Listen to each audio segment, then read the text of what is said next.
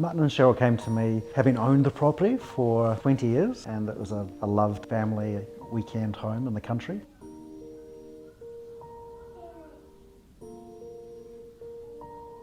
We were looking for an architect to help us with the project, and a friend of ours, he suggested a couple of names. Anthony was obviously one of them.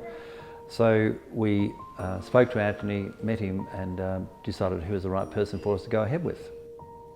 Conceptually, the design respects that front two-room cottage as the primary driver of the design.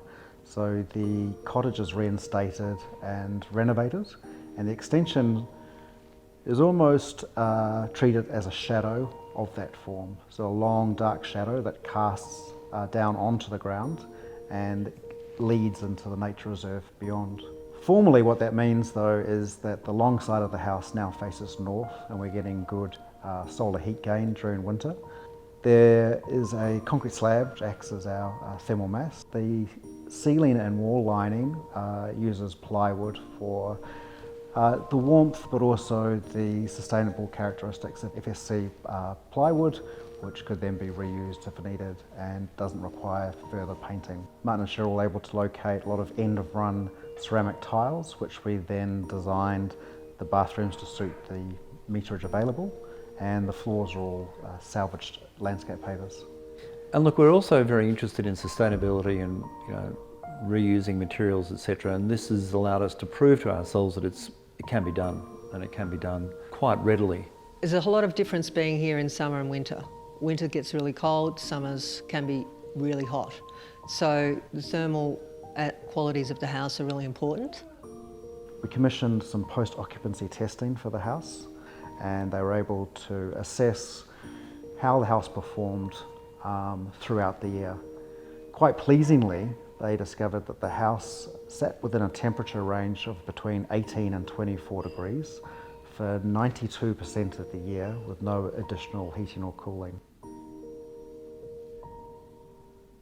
I would suggest that Martin and Cheryl were highly engaged with the project, which makes for a very successful outcome. So every question, every decision, material selections, the planning was all considered together, and there'd often be times when Martin and Cheryl would be wanting to consider something in further detail, and they would just come into the office and we would consider just one very small aspect of the project in greater detail. That meant that when it came to being on site, that we had a pretty well-defined project, and we were able to communicate very clearly with the builder of the outcomes that we were trying to get.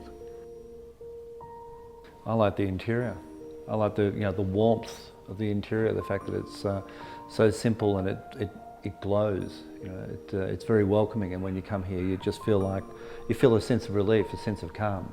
The simplicity of it, and it's fairly low maintenance, which is great. And one of the big changes from how it used to be is the views out into the garden, which we didn't have from the house before. Now I've got an amazing picture window to the rear, which everyone walks in and goes straight to and thinks is fantastic.